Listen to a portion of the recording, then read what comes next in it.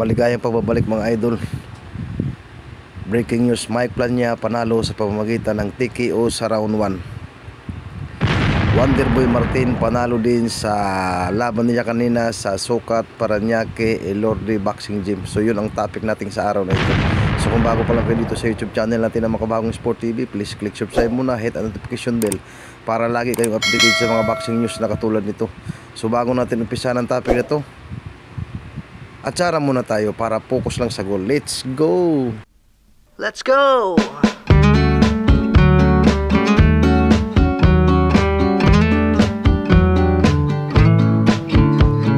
So ayun nga, naganap na nga kanina ang laban ni Wonderboy Martin ng Ifugao.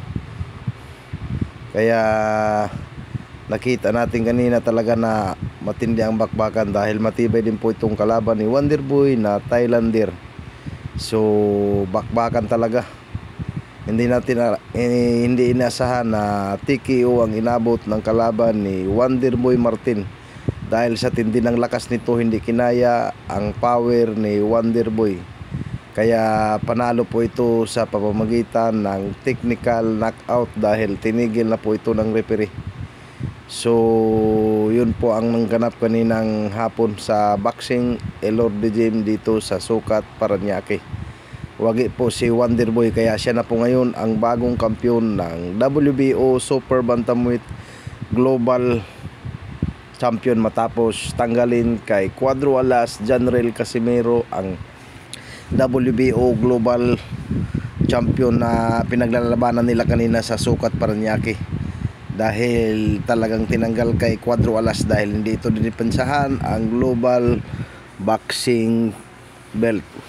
So umabante na po ang kartada ngayon ni Wonderboy sa 24 wins, 15 KOs, walang talo. So tuloy-tuloy lang po. Abangan natin ang susunod na kabanata. Baka sa susunod na taon sa Amerika na ito magaganap ang mga laban ni Wonderboy dahil pumirma na po ito sa MP promotion ni 8th Division Manny Pacquiao na mapapalaban sa PBC promotion. So magandang balita po ito para sa ating mga boxing fans dahil talagang malakas po talaga ang kamada ni Wonderboy Martin sa laban na naganap kanina dito sa Sukat Paranaque Boxing Gym. Kaya sa kabilang balita naman tayo mga idol, Mike Magic Plania TKO din ang inabot ng kalaban sa pamamagitan ng technical knockout dahil binilangan po ito ng referee.